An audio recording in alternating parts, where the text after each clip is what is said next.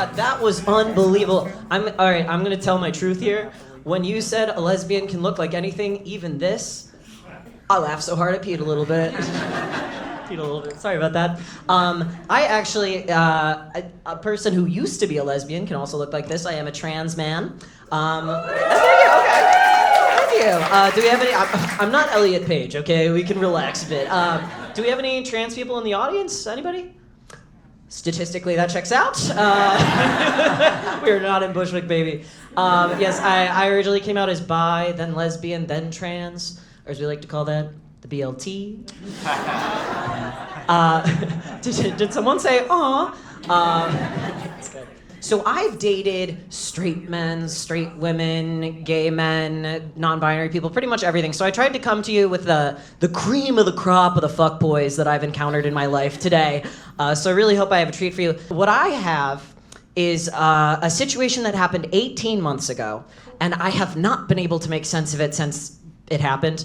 What happened was I got out of a 3-month situationship, 12 months after this, which is like how long it takes to recover from one of those, right? Right? I'm getting some nods. Those cut deep. So I was in a situation, there are 3 main characters in this, and I don't know which of us, like which person in my 3-character story is the fuckboy in this story. So that is your question for the presentation. Are we ready to meet character number 1? All right. She comes to us via Hinge, if you're familiar with the app. Something about her. Oh, that's an actual photo of her, by the way. That is my type. I like them like little lemons. All right, so a little fact about her. We met on Hinge. What she has going for her, she is a dominatrix. If you do what you love every day for the rest of your life, you'll never work a day in your life. And I think that's beautiful. She's pursuing her passions, people. Other things about her, she suggested the spot for us to go for a date. I like that. She's taken direction. I also liked that she was tall. Given I am a man of 5'3" experience, so being tall for me is not that hard of a threshold to meet, okay? Like, like these platforms are basically gender-affirming care, you know? I'll take all the inches I can get. Yeah, I thought she was pretty. So she suggested the date spot. Stick with me for this one. She suggested that we go to the Rosemont, which is a gay bar in Williamsburg. It is on a Tuesday in the dead of January, and it is a DIY queer strip club theme for Brews, which is a LGBT BDSM play party. And if you couldn't follow that, that's okay. It's just gay word salad. It was just like, what's the gayest thing you can do on a Tuesday night in Williamsburg? And ChatGPT came up with this. Okay. Also, I felt bad censoring queer content during Pride Month, so I threw in some nice corporate logos here, you know? Yeah, thank you. All right. So we agree to meet up for our date, and I tell my friends about it. I vet my outfit with 3 different group chats. We land on this bad boy, okay? We've got a leather chest harness with a chain. It is credited as Indiana Jones if he was into impact play, parentheses, complimentary. So I'm feeling pretty good. I begin my trek from deep Flatbush to East Williamsburg. It's gonna take me 1 hour, 2 buses, a train transfer, and a lot of looks from people on public transit, okay? They were not ready for that on a Tuesday. So I message her to be like, hey, on my way. Can't wait to see ya. Be there at 9:20. Give her about an hour notice. I get there. She's not there. But I see some friends there, and they're like, yeah, just wait it out a bit. You know, I'm familiar with her. She'll come around. So I keep waiting. 10:38 rolls around, and I'm like, hey, I'm a barista. Because of course I am. Protect and serve. Yes, transgender baristas are the backbone of the queer community. Thank you. Protect and serve. Serve. So I message her at 10:38. Hey there, where are you at?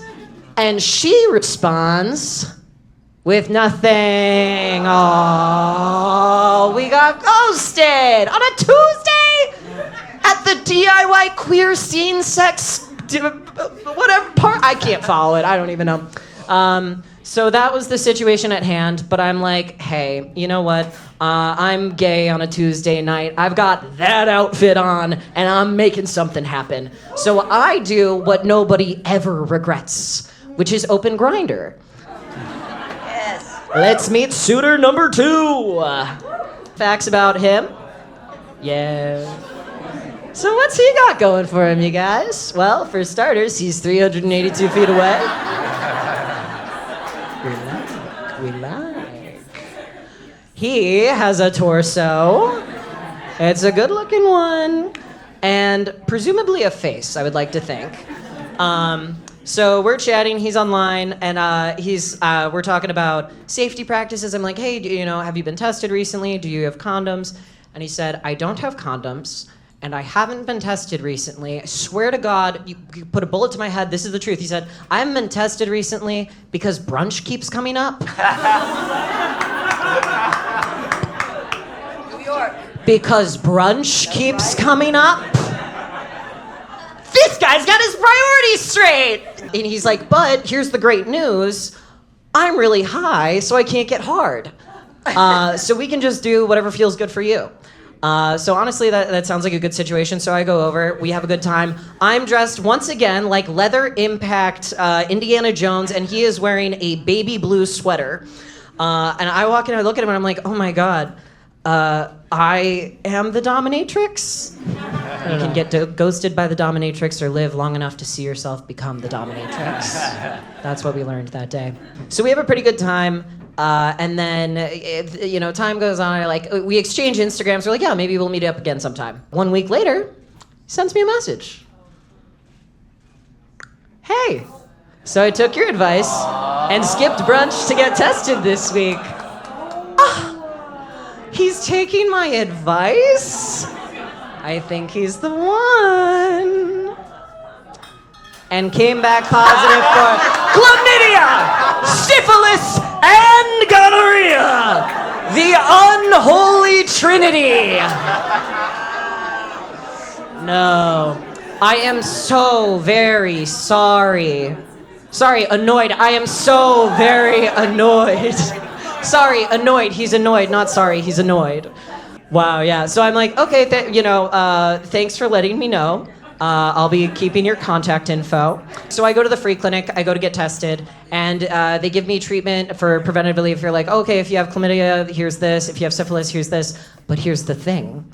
I am allergic to the shot for gonorrhea. And the free clinic does not have anything to take care of that. But you know who does is CityMD. Now, my issue with CityMD is that, one other thing, correlation does not equal causation.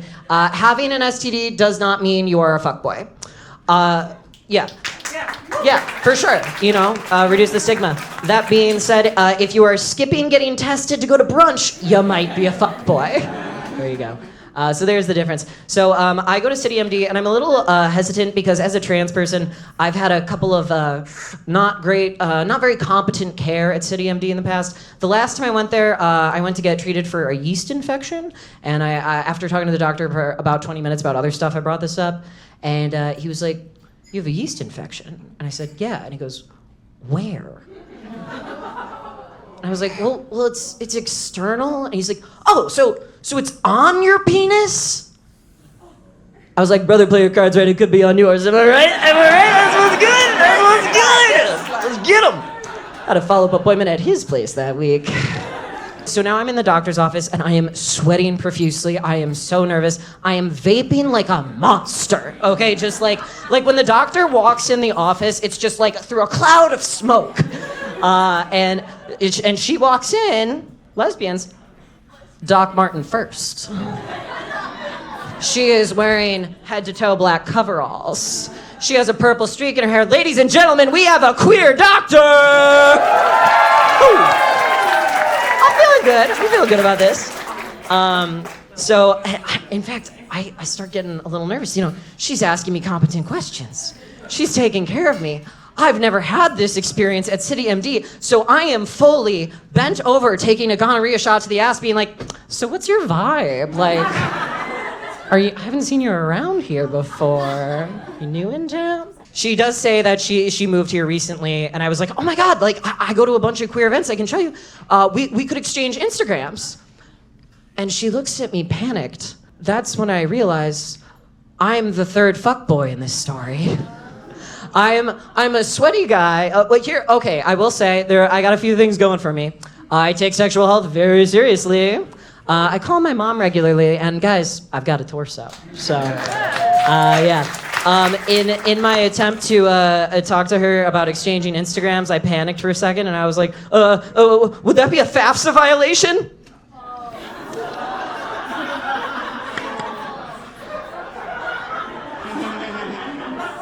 So some of you know that FAFSA and HIPAA are not the same thing. So you know that. So things I got going against me, possibly has the unholy trinity, vaping in the doctor's office, doesn't know the difference between FAFSA and HIPAA. So, panel, I throw it to you. Who is the real fuckboy? I love this. First, can we get honest? Who in the audience has ever had an STD? Hell yeah! Applaud for these people, because they're trusting strangers. Yes. Yeah. I appreciate you saying just because you get an STD, you're not a fuckboy. Even if you get chlamydia twice, you're not a fuckboy. That's right. That's right. That's right. And I'm gonna be honest. This story. Wait, I'm gonna ask another question. Has anyone ever seen Micah perform before? Yeah. First, you have look at these people right here. Look at this. Everyone.